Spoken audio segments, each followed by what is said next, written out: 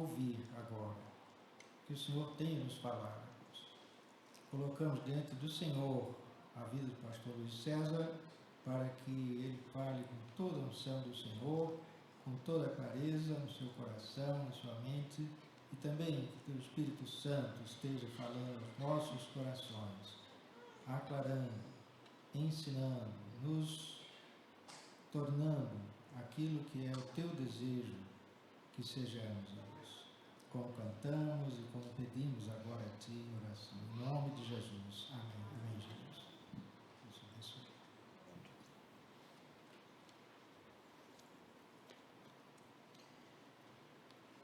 Graça e paz, irmãos, convidados, amigos, os que nos acompanham pela internet. Abram, por gentileza, suas Bíblias em Marcos, capítulo 7.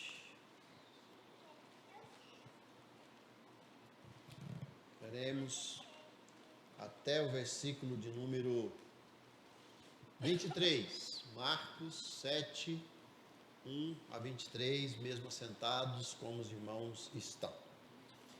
Diz assim o texto: Ora, reuniram-se a Jesus os fariseus e alguns escribas vindo de Jerusalém. E vendo que alguns dos discípulos dele comiam pão com as mãos impuras, isto é, por lavar, pois os fariseus e todos os judeus, observando a tradição dos anciãos, não comem sem lavar cuidadosamente as mãos. Quando voltam da praça, não comem sem se aspergirem. E há muitas outras coisas que receberam para observar, como a lavagem de copos, jarros e vasos de metal e camas. Interpelaram-no os fariseus e os escribas, dizendo: por que não andam os teus discípulos de conformidade com a tradição dos anciãos, mas comem com as mãos por lavar? Respondeu-lhes: bem profetizou Isaías a respeito de vós, hipócritas, como está escrito: este povo honra-me com os lábios, mas o seu coração está longe de mim. E em vão me adoram, ensinando doutrinas que são preceitos de homens. Negligenciando o mandamento de Deus, guardais a tradição dos homens. E disse-lhes ainda: jeitosamente rejeitais o preceito de Deus, para guardardes a vossa própria tradição. Pois Moisés disse: honra teu pai e tua mãe, e quem maldisser a seu pai ou sua mãe, seja punido de morte. Vós, porém, dizeis: se um homem disser a seu pai ou a sua mãe, aquilo que poderias aproveitar de mim é corbã, isto é oferta para o Senhor, então o dispensais de fazer qualquer coisa em favor de seu pai ou de sua mãe, invalidando a palavra de Deus pela vossa própria tradição, que vós mesmos transmitisseis, e fazeis muitas outras coisas semelhantes. Convocando ele de novo a multidão, disse-lhes: ouvi-me todos e atendei. Não há fora do homem que, encontrando nele, o possa contaminar, mas o que sai do homem é o que o contamina. Se alguém tem ouvidos para ouvir, ouça. Quando entrou em casa, deixaram-no a multidão, os seus discípulos o interrogaram acerca da parábola. Então lhes disse: assim vós também não entendeis? Não compreendeis que tudo o que de fora entra no homem não o pode contaminar, porque não lhe entra no coração, mas no ventre, e sai para lugar escuso? E assim considerou ele puros todos os alimentos, e dizia: o que sai do homem, isso é o que o contamina. Porque de dentro do coração dos homens é que procedem os maus desígnios, a prostituição, os furtos, os homicídios, os adultérios, a avareza, as malícias, o dolo, a lascívia, a inveja, a blasfêmia, a soberba, a loucura. Ora, todos estes males vêm de dentro e contaminam o homem. Amém. O presbítero Robertinho orou por mim, eu oro depois com os irmãos no final da meditação. Queridos irmãos, todos nós temos e teremos um dilema entre o exterior e o interior. Todos nós, de certa forma, brigamos com nossa alma. Como ouvi alguém dizer, todos nós temos alguns fantasmas dentro de nós. Todos nós temos nossas crises, nossas lutas. Gosto muito do poeta português Fernando Pessoa. E em um dos seus poemas ele começa dizendo assim: meu Deus, aqui assisto, quanto sou? Quem é eu? O que é esse intervalo que há entre mim e mim? Interessante. Quanto sou? Quem de fato eu sou? Meu Deus, aqui assisto, quanto sou? Quem é eu? O que é esse intervalo que há entre mim e mim? Que luta interior é essa que nós temos com os nossos pensamentos, com nossas atitudes? Que dicotomia é essa entre o que nós pensamos e o que nós fazemos? Nós julgamos aos outros pelas suas atitudes, mas a nós pelas nossas intenções, e assim nós temos essa luta tão grande. Aqui nós temos Jesus no embate com um grupo que era assim. O texto vai falar de transformação do coração, porque Jesus, ele teve durante, especialmente a sua passagem por Jerusalém, não só em Jerusalém, os fariseus iam até Jesus, onde eles estavam. Aqui, por exemplo, eles andaram 200 quilômetros de Jerusalém a pé até a Galiléia, só para confrontar Jesus e conversar com eles. Esse texto. Um pessoal aguerrido para conversar, um pessoal religioso, mas foi o grupo que mais deu trabalho para Jesus e que nos proporcionou também muito daquilo que Jesus nos ensina. Os fariseus nasceram com uma boa intenção. Quando Roma assumiu o mundo, o controle de toda aquela região conhecida de então, eles começaram a invalidar todo o judaísmo. Os judeus então, eles se protegeram, eles formavam vários grupos, e os fariseus, as sinagogas, eram grupos de proteção, eram grupos para proteger a lei. Eram ali filhos, se você olhar ali nos Macabeus, nos apócrifos, eles eram zelosos, eles tinham uma intenção inicial muito boa, mas com o passar do tempo, eles foram se distorcendo, eles foram tomando uma forma totalmente diferente. É esse grupo distorcido, envelhecido, esse grupo cheio de tradições que encontrou Jesus, e Jesus aqui tem um embate com eles, talvez o primeiro de muitos que nós vamos ter pela frente. E nesse embate, Jesus, ele quer tocar no coração. Ele vai provar aqui nesse texto que o problema do fariseu é que ele não tem coração transformado. O fariseu não é convertido. A tradição não converte. A lei não converte uma pessoa. A religiosidade não faz uma pessoa se dobrar diante do Senhor. Eu ouvi um padre que deixou a batina e se converteu, e ele se casou. Então, o pastor que perguntou, por que você fez isso? Ele disse o seguinte: a minha biologia não quis se inclinar diante da minha teologia. A minha biologia não se inclinou diante da minha teologia. Aquilo que eu creio, que eu cria, o meu corpo não aceitava. A teologia não faz o corpo se inclinar. E não basta ter um conhecimento, ter a liturgia. E aqui o Senhor Jesus, ele vai nos ensinar 3 lições para transformar o coração, para agir dentro de nós. A primeira lição que ele diz para nós é o cuidado que nós devemos ter com a motivação errada. Os fariseus, eles tinham um cerimonial riquíssimo. Se a gente pudesse observar, eles estão brigando porque diz o versículo 3 que eles lavavam cuidadosamente as mãos. Eles lavavam os copos, os jarros, os vasos de metal. e eles lavavam as camas, não por higiene propriamente dito, mas era quase que uma cerimônia, é quase que um ritual, uma obsessão pelo ritual, e um pessoal aguerrido naquilo que eles queriam, andou tanto para falar com Jesus, 200 quilômetros, porque eles não conseguiram ficar quietos em Jerusalém, quando eles ouviram dizer que lá na Galileia tem um rabi, tem um mestre, que estava ensinando algo diferente da tradição. Eles então levantaram de madrugada e foram para lá. Em Mateus 23:15, Jesus diz para eles, sobre eles, assim: ai de vós, escribas e fariseus, hipócritas, porque rodeais o mar e a terra para fazer um prosélito,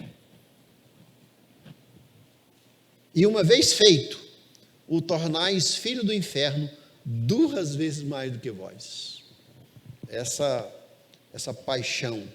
Eu tenho aprendido, meus irmãos, que o que move uma pessoa é a paixão. Os jovens precisam de paixão. É a paixão que faz uma pessoa levantar de manhã para fazer alguma coisa. O contrário da paixão é a depressão. Todos nós temos paixões. Li de homens que tiveram muita paixão, por exemplo, por algumas ciências, e pela paixão eles foram longe. Eles andaram com força. As seitas, elas agem com paixão. O que faz um grupo levantar de manhã todo domingo, ir de casa em casa, domingo após domingo, abrindo mão do almoço familiar, abrindo mão do conforto de quem trabalhou a semana inteira e sai domingo de manhã de casa em casa com sol e chuva, batendo de porta em porta para ensinar algo que a gente sabe que não é de Deus. Não pode ser de Deus, mas é paixão. É paixão. É a paixão que faz uma pessoa rodear a terra para levar uma pessoa para se tornar um prosélito e depois disso tornar 2 vezes mais herdeiro do inferno do que eles mesmos. É a paixão que move o mundo. Mas a paixão aqui está errada. E olha, meus irmãos, que esse pessoal aqui que chegou em Marcos 7, eles viram Jesus fazer milagres.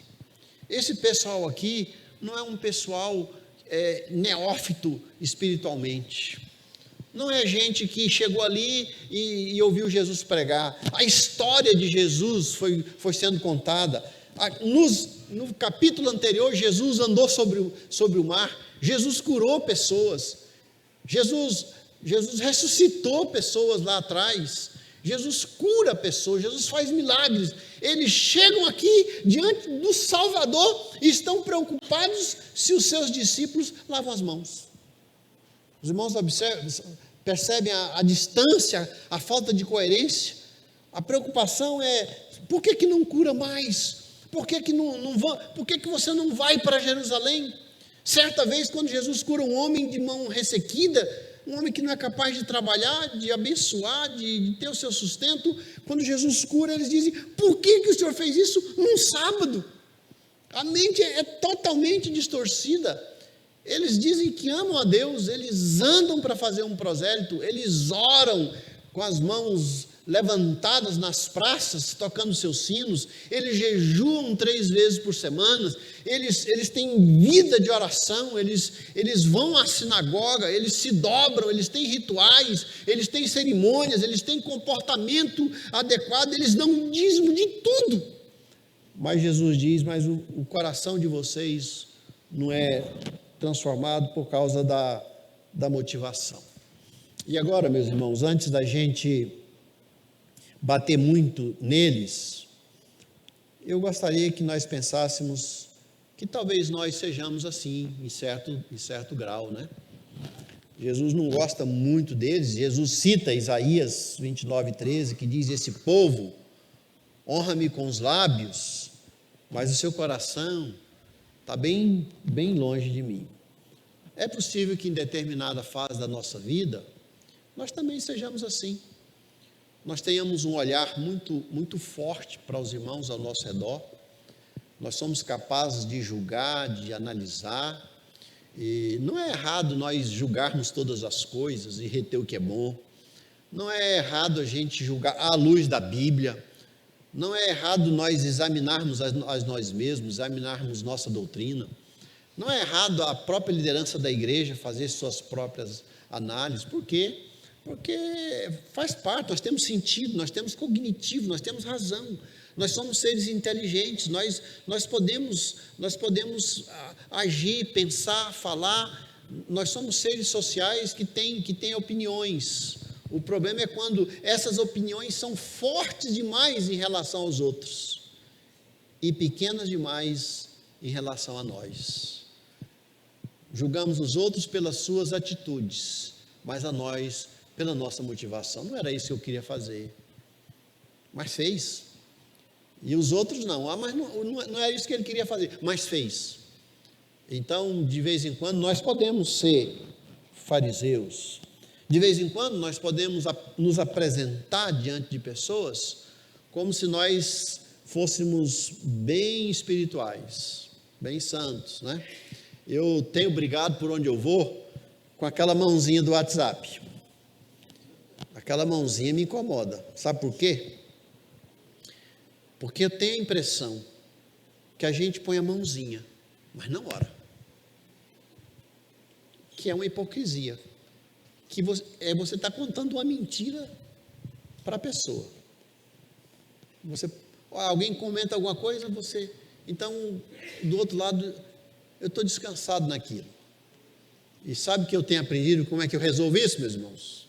É uma sugestão. Alguém manda, você se sente compungido a orar, você ora. Você ora. E se depois de orar você mandar a mãozinha, é menos bom. Nem precisaria mandar a mãozinha, porque a Bíblia fala que a sua mão direita não precisa saber o que a esquerda faz.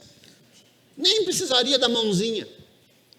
Mas se quiser, para ser mais ético ou mais correto ali, para a pessoa do outro lado não achar que você ignorou, manda a bendita da mãozinha. Mas ora, para não ser um fariseu que não se preocupa, que passa batido, que não anda com Deus, né? Se você falar que vai orar, ore mesmo. É muito perigoso a gente querer aparecer, ter uma forma de piedade. Paulo fala isso.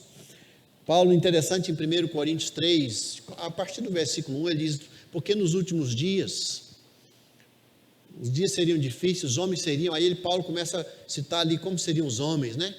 Os adjetivos mais terríveis, implacáveis, que não respeitam placa, desafeiçoados, que não têm afeição, não gostam de ninguém, desobedientes aos pais.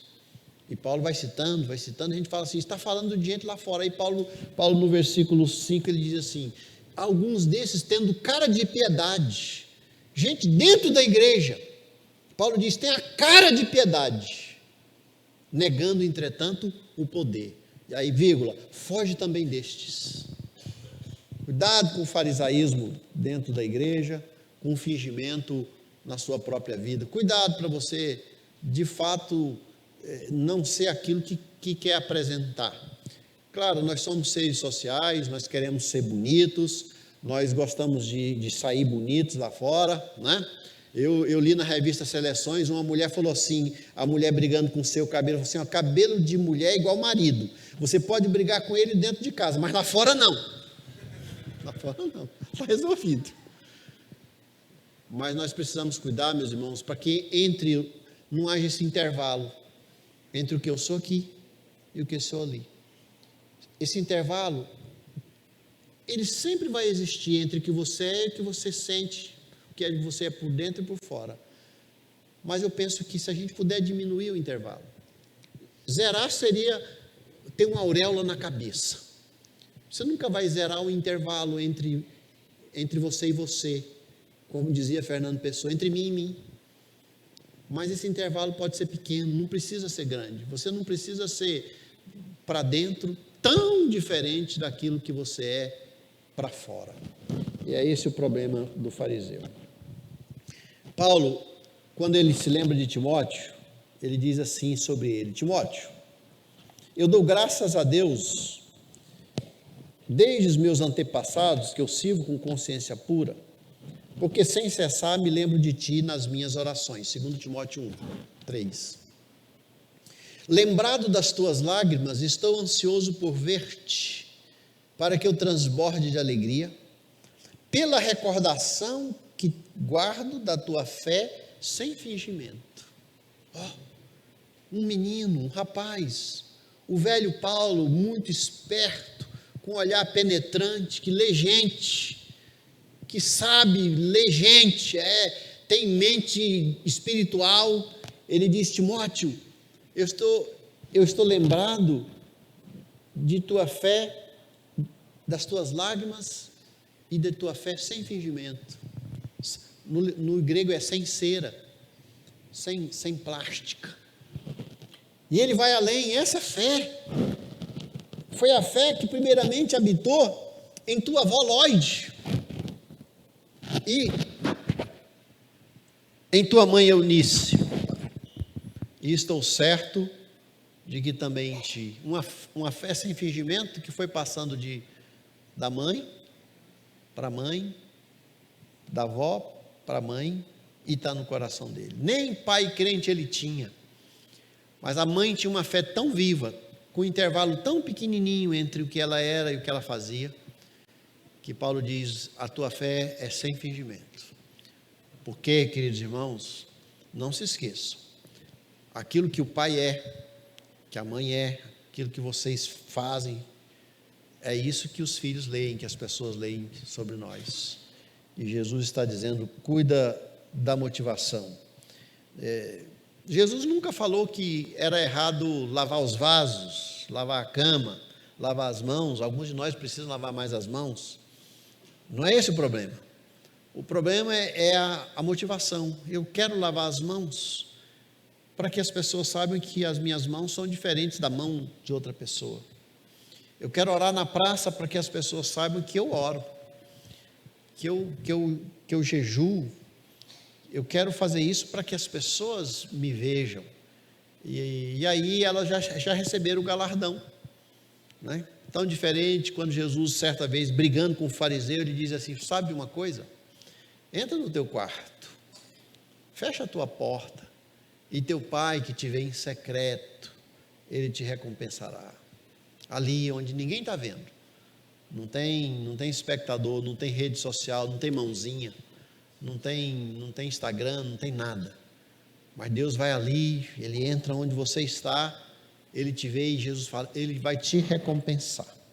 Cuidado com a motivação errada. Segunda lição que nós temos aqui: cuidado com a tradição vazia. A partir do versículo 10 aí, Jesus fala que eles tinham a tradição. No verso 9 ele diz: vocês jeitosamente rejeitais o preceito de Deus para guardar a vossa tradição. No versículo 8 ele diz: negligenciando o mandamento de Deus, guardais a tradição. No versículo 13, invalidando a palavra de Deus em nome da vossa tradição. Por quê, meus irmãos? Os fariseus, eles não só estavam amarrados em Moisés, o que era menos mal, muito do que era comum e prática religiosa era fruto da Torá, daquilo que Moisés falara.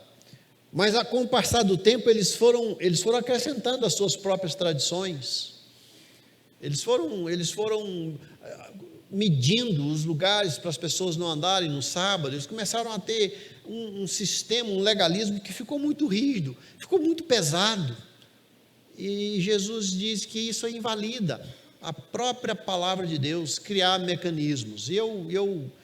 Se a gente pensar nas igrejas hoje em dia, eu também vejo isso em igreja. Eu vejo, por exemplo, aquele movimento 40 dias de propósito. Eu não entendo isso biblicamente. 40 dias? E antes do 40 dias? Não tem propósito? né? Essas campanhas, uma espécie de Ramadã evangélico. Vamos fazer uma campanha de 21 dias, de 40 dias, como se daquele dia Deus ficasse obrigatório e refém da nossa campanha. Isso é tradição, não tem nada de Deus nisso. Um pastor amigo, ele percebeu que lá na igreja dele, as pessoas gostavam dessa questão de campanha de oração. Gostava. E ele chegou lá e falou, a igreja só ora se fizer campanha. Então ele criou uma campanha no ano, iniciou o ano. Ele contou quantas sextas-feiras tem no ano. Acho que dá 60 e tantos. Ele falou assim, 60 sextas-feiras de oração. Foi isso. E o pessoal veio, né? Porque na mente deles era aquilo, não pode perder. Tradição humana, coisa que não tem muito sentido para nós. Por exemplo, outra tradição aqui que não vinha de Moisés, no versículo 11, eles, em vez de cuidar do pai e da mãe, em vez de provisionar recursos para cuidar do pai e da mãe, e para não fazer isso, eles então criaram um sistema de um ritual chamado de Corban, uma pequena oferta para o templo. Por isso, eles se sentiam desobrigados, diz Jesus, dispensais, verso 12, de fazer qualquer coisa em favor de seu pai ou de sua mãe. Os irmãos entenderam? É assim, em nome da religiosidade, dispensa as obrigações mais básicas de uma pessoa. Em nome da religiosidade, não se tem um convívio familiar, nós deixamos de sustentar nossos pais em nome da nossa religiosidade. Essa oferta que poderia ser aqui, eu reservo para cá. Jesus nunca pediu, nunca disse para deixar de dar uma oferta, nunca. A Bíblia fala que, quando fala em dízimo, em Lucas 23, que é para fazer isso, mas não em detrimento daquilo. Mas uma religiosidade tão forte, que eles abriam mão de cuidar dos seus pais, de cuidar do papai e da mamãe, em nome da religiosidade. Jesus diz, vocês invalidam a palavra. E Jesus, ele cita a palavra. Ele cita Moisés, versículo 9, e dizeis ainda, jeitosamente rejeitais o preceito de Deus para guardares a vossa tradição. Então Jesus vai dar um exemplo. Eu vou dar um exemplo, eu exemplifico. Moisés disse, honra a teu pai e tua mãe. Quem disser a seu pai ou sua mãe, quem maldisser a seu pai ou sua mãe, seja punido de morte. Vós, porém, Jesus está dizendo que vocês estão mudando a lei. Dizeis, se um homem disser a seu pai ou sua mãe, aquilo que eu poderia aproveitar, que vocês poderiam aproveitar de mim, é oferta ao Senhor, então eu vou pedir licença, não vou cuidar de vocês, para que eu cuide, para que eu faça essa oferta ao Senhor, invalidando o versículo 13, a palavra do Senhor, em nome da tradição. Até mesmo o ativismo religioso nas igrejas pode prejudicar o convívio familiar. Eu tenho mostrado para os irmãos que a partir do ano que vem, com DNI, as 8 marcas de qualidade, uma agenda mais objetiva, nós vamos trabalhar menos movimento, mais deslocamento. Você não pode vir na igreja todo dia. Você precisa do seu tempo de família, tempo de descanso. Você precisa de ter tempo para viver. A igreja não pode arrancar dos crentes todo o seu vigor. É preciso ter tempo para a família também. É preciso ter tempo para descansar. É preciso ter tempo para refrigério familiar. Nunca entre, e eu digo isso até contra mim, eu digo, nunca entre num sistema que você tem todo o seu tempo amarrado com a sua própria religiosidade. A religião não pode amarrar você. Claro, o contrário é horrível. Talvez por ter esse medo, tem gente que não faz absolutamente nada. Aqui Jesus está falando da dosagem certa, a consagração certa, tudo certinho, tudo tudo a seu tempo, tudo bem arrumado, para que você tenha tempo para não perder a sua própria família. Conheci um senhor pastor idoso, que ele disse assim, eu era um pastor recém-formado, ele diz: levei muitas pessoas a Cristo, mas perdi minha própria família. Eu perdi minha família. Eu conduzi filhos dos outros a Cristo, mas eu perdi minha própria família. Não está certo. Talvez o fariseu, ele abre mão do cuidado com o pai e mãe, o tempo com pai e mãe, o sustento de pai e mãe, porque Paulo, por exemplo, em 1 Timóteo 5,8 diz: quem não cuida dos seus é pior do que os incrédulos. Não tem coração de convertido quem não cuida de seu pai e de sua mãe. E olha, eu sei que em determinadas circunstâncias não é fácil cuidar de pai e mãe. A velhice traz sobre eles um peso, um cansaço, a rotina, mas é bíblico isso, a gente tem que cuidar.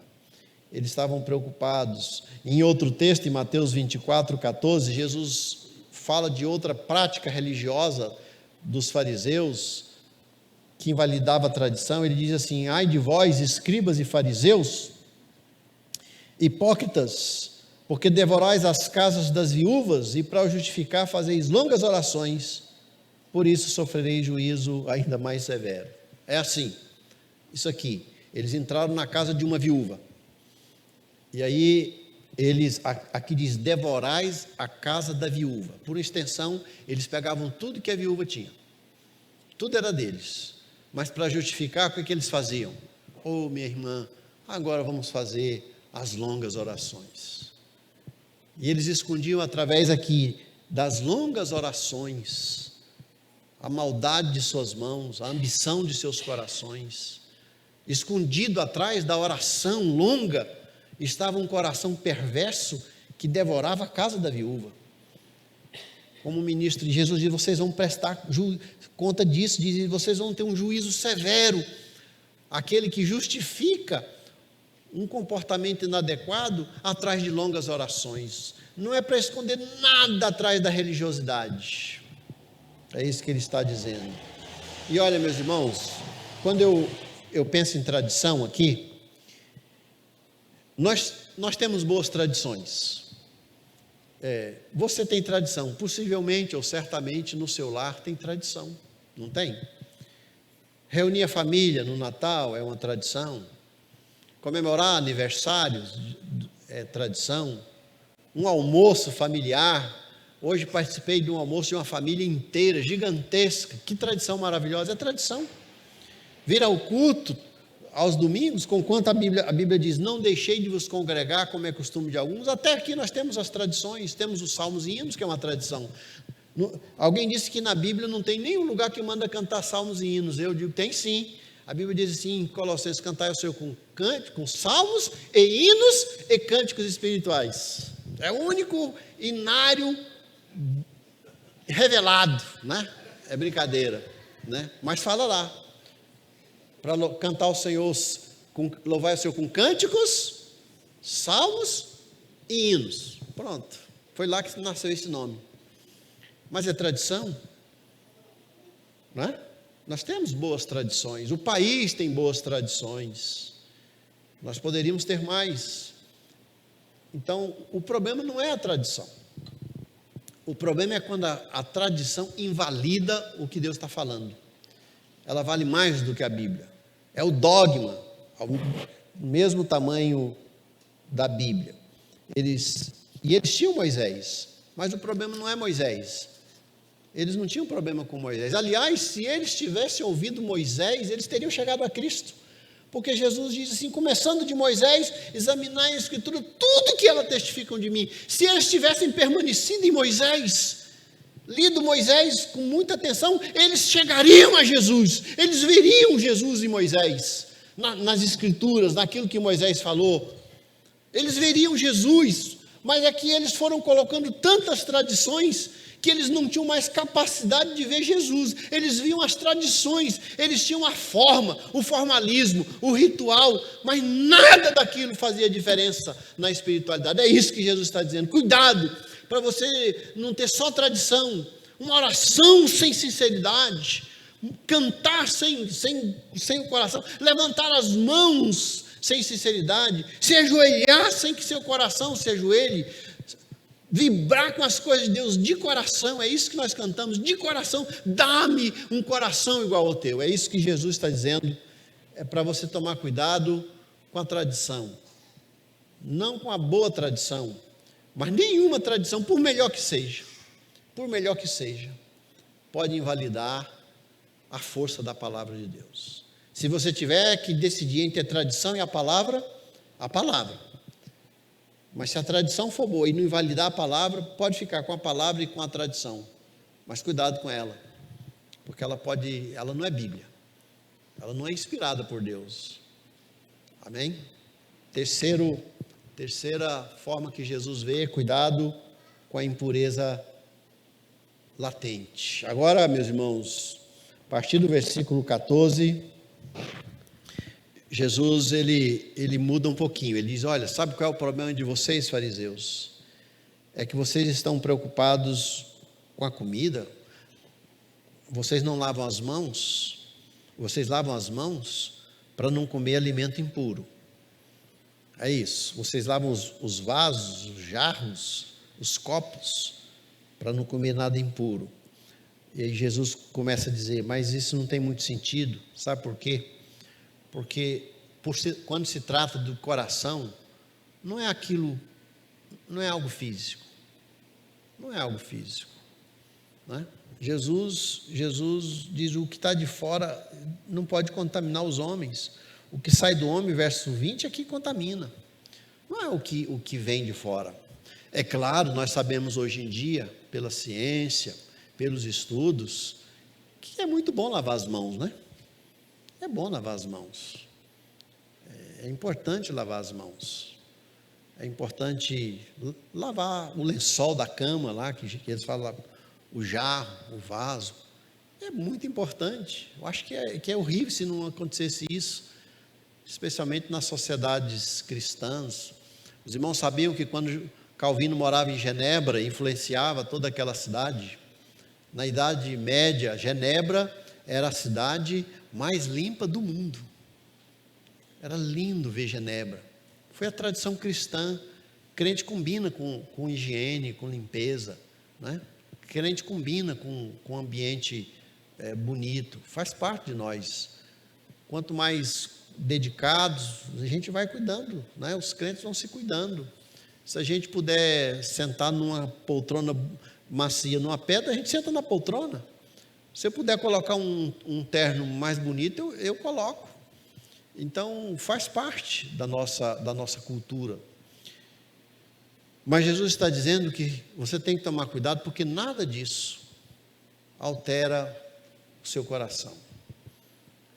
Não adianta, você pode comer tudo bem limpinho, mas isso não vai transformar o seu coração. Não é o que sai, Jesus diz, não é o que entra pela boca, que o contamina, verso 15. E aí os discípulos começam a perguntar, a partir do versículo 17, Jesus repete: cuidado, verso 19, porque não lhe entra no coração, mas no ventre, e sai qualquer coisa que ele come. E assim considerou ele puro todos os alimentos. E esse versículo aqui, Jesus considerou puro todos os alimentos. É por isso que eu como pururuca, por isso que eu como torresmo, né? Como carne de porco, como surubim, né? Como qualquer tipo de peixe. Eu não tenho nem o escândalo como alguns têm. Eles não leram isso aqui? Está aqui, está escrito aqui, está escrito na Bíblia deles. Jesus considerou puro todos os alimentos, todos. E sabe o que quer dizer todos na Bíblia? Todos, né? Está aqui, claro.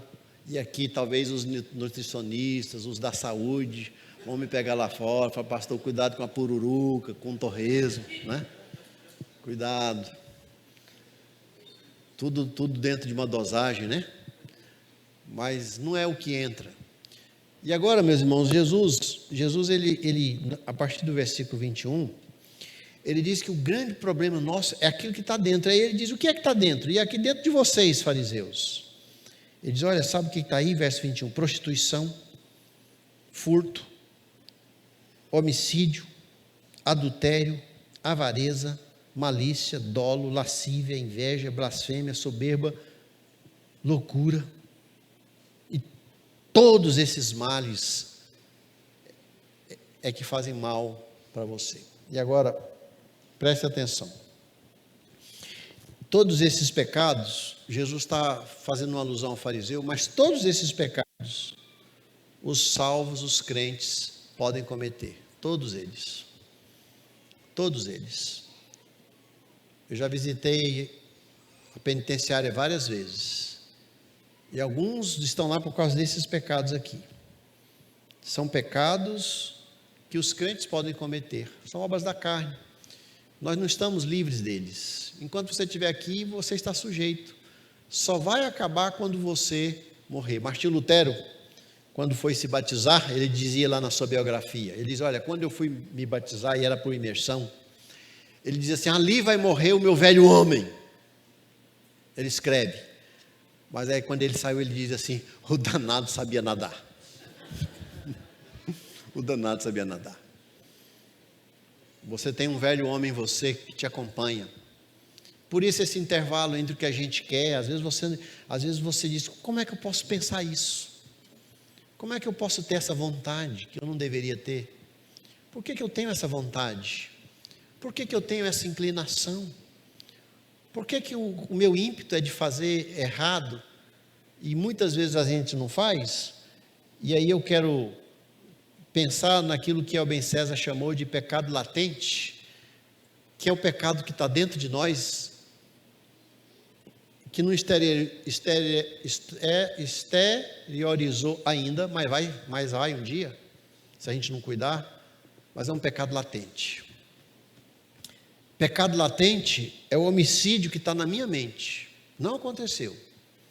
Eu não matei, mas eu gostaria. Está aqui. Quando eu digo não mato, mas eu gostaria. Eu não prostituí, mas eu gostaria. É a inveja, Jesus vai citando, é a malícia, é a avareza, a vontade de ter, a vontade de possuir mais, vontade de ajuntar mais, o adultério, a inveja, a blasfêmia, a soberba, está aqui, Jesus está dizendo. Mas é latente, fica ali dentro de nós, é pecado da mesma forma. E você tem que brigar com o seu pecado latente. Você tem que brigar com o seu homem interior. Você tem que brigar com o fariseu dentro de você. Você tem que esmurrar o seu próprio corpo, dizia Paulo, para que, tendo eu pregado a muitos, não seja eu mesmo desqualificado. Você precisa brigar, confessar, deixar, não fazer provisão, analisar, falar, Senhor, queima com brasas vivas do altar, como fez Isaías. Senhor, purifica-me, santifica-me, vem sobre mim, repreende o meu homem interior, domina o meu corpo, a minha alma, seja Senhor dos meus pensamentos, Senhor dos meus olhos, briga com esse homem, faz esse homem se dobrar diante do Senhor, em oração, em confissão, às vezes, meus irmãos, muito jejum. Jejum é um excelente exercício para vencer pecados. Jejuar ajuda a gente a dominar o ímpeto da carne. Quem não consegue jejuar o dia inteiro, jejua um pouquinho, até meio-dia, até 2 horas, pelo menos uma vez por semana, ou até o final do dia, não é? Jejua um pouquinho, jejua. Se você não é afeito ao jejum, há uma bênção no jejum. Jejum ajuda a amortecer a carne. Jejum é um sinal, é uma briga do espírito contra a carne. Jejum é a alma desafiando o corpo, para que esses pecados latentes sejam cada vez diminuídos. Briga com ele, porque se você não cuidar dos seus pecados latentes, meus irmãos, se vocês não brigarem, eles vão se exteriorizar. Por quê? Olha o versículo 21. Porque de dentro do coração dos homens é que procedem maus desígnios. E aí ele cita. Em outro texto, a boca fala do que está cheio o coração. Cuidado. Você não é capaz de dominar os seus pecados latentes a vida inteira. Davi não dominou. Sansão não dominou. Salomão não dominou. Paulo não dominou. Ele diz, tem um pecado que habita em mim. Tem um homem mau que habita em mim. Cuidado. Porque quando você menos vigiar, ele vai e aflora, e você faz coisas que você pode se arrepender. Às vezes, em 1 minuto, você é capaz de fazer algo que pode prejudicar a sua vida o tempo todo. Não é? 1 minuto. Moisés andou com 40 anos com o povo. Em determinado dia, nervoso, ele pega a vara e ele bate na rocha, que é Cristo, 2 vezes. Um ato errado. Cuidado com o seu coração. Seu coração é enganoso. Você é ruim, viu? Você é ruim. Você é pecador. Você tem uma natureza adâmica. Você tem 2 naturezas em você. Tem a divina, mas tem a adâmica. Ela existe. Ela é forte. Ela resiste. Ela dorme com você, ela acorda com você. Ela está ao seu lado.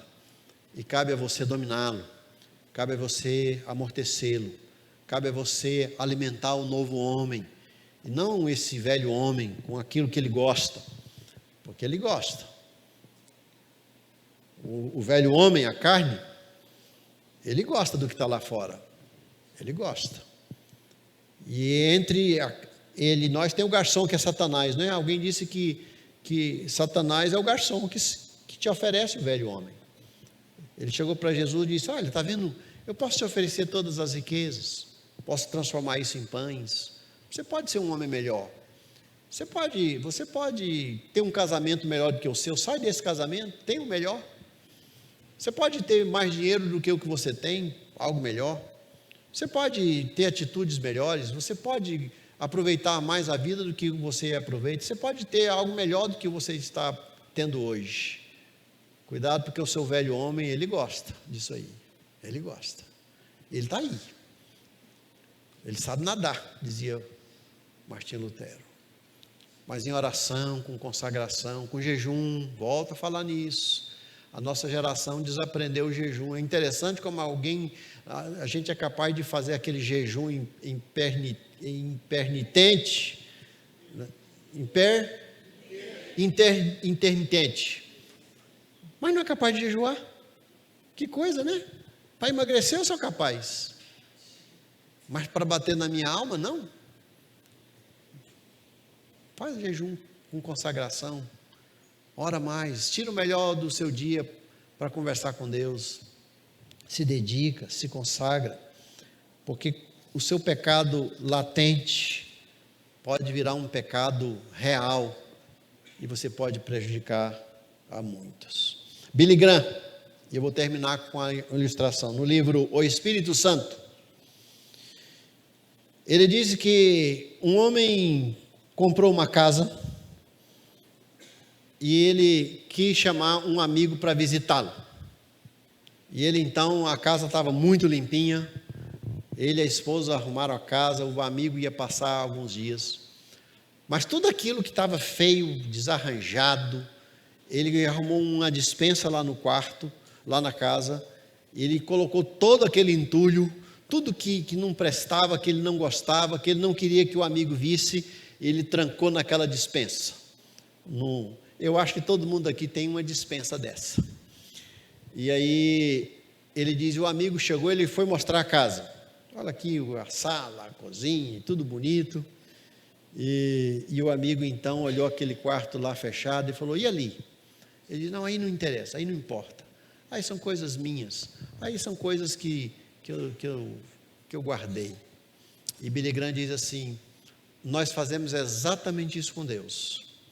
Você diz que é crente, você diz que Deus pode dominar a sua vida, você diz que Deus é Senhor da sua vida, você quer fazer a vontade de Deus, mas se você guardar um quartinho secreto no seu coração, cheio de pecado, que você não quer que Deus entre lá, que você não dá a chave para Deus, que você não deixa o Espírito Santo brilhar lá dentro, a luz divina, que você não deixa Deus cuidar, você nunca foi fiel com Deus, assim como aquele homem não foi fiel com seus amigos. Cuidado com o quartinho escuro, cuidado com o pecado latente, guardado, com um comportamento inadequado, um relacionamento inadequado, algo que você esconde de Deus, ou tenta esconder de Deus. Porque se você não consagrar toda a sua casa, Deus não é Senhor da sua vida. E Deus pode deixar de abençoar você por causa do quartinho escuro do seu coração, por causa da porta secreta. Tantas bênçãos. Eu sei que é difícil você abrir aquilo lá. Eu sei que é difícil escancarar o seu pecado. Mas se você deixar a luz de Deus entrar ali, vai entrar e vai abençoar, não só aquele quarto, mas vai abençoar toda a sua casa. Uma vez eu falei isso para um irmão, ele orou depois e falou: Senhor, entra em cada capilar da minha vida, domina cada capilar, cada artéria, cada veia, cada milímetro da minha alma, cada célula, enche-me, domina-me de tal forma que nada haja em mim secreto, que nada que há em mim não esteja sujeito à tua bênção, ao teu sol, ao teu Espírito Santo.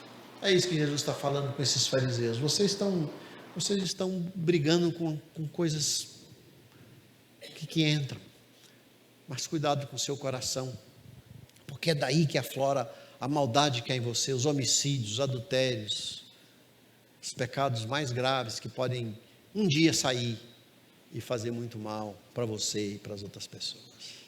Que nessa semana todos nós tenhamos um dia de jejum. Cada um aqui sabe a sua limitação, e se pode ou não pode. Quem sabe uma manhã sem o café, ou um dia sem o almoço, e quem puder um pouquinho mais, um dia de mais oração, acorda mais cedo um pouquinho, gasta mais tempo com Deus, faz uma revista na sua vida, vê se tem um quartinho escuro ali na sua vida, vê se tem um quarto secreto que Billy Graham cita. Abre a porta, deixa a luz de Deus entrar, se consagre e experimente as mais ricas bênçãos do Senhor. Amém? Feche os seus olhos para orar, e eu quero orar com você também daqui a pouquinho. Ora primeiro você.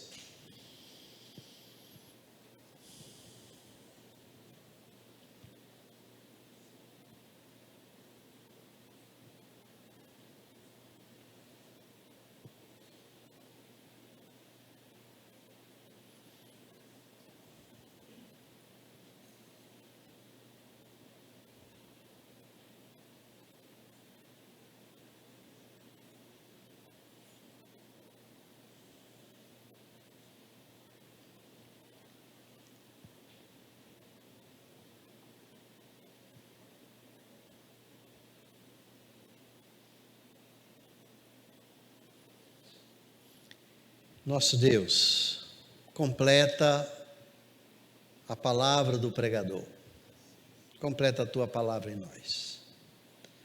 Quando nós voltarmos para casa, colocarmos a cabeça no travesseiro, continua falando conosco.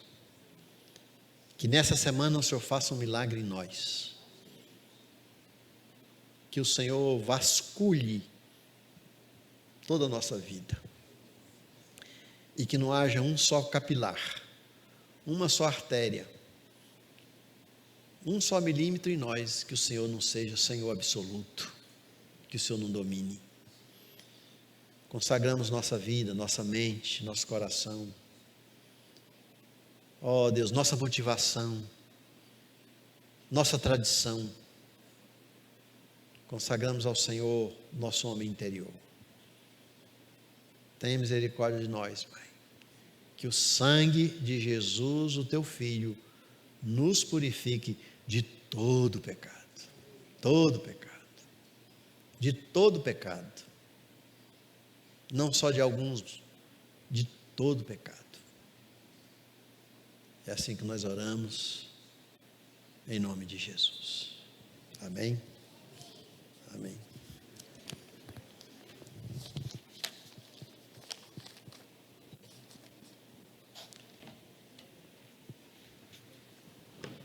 conjunto Abaddon.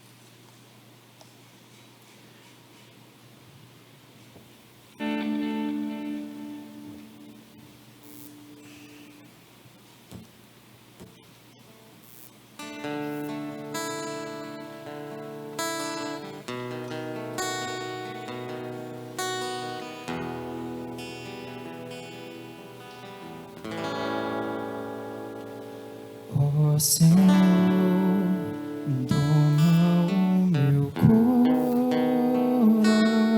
coração, o que sinto em mim maltrate é vão.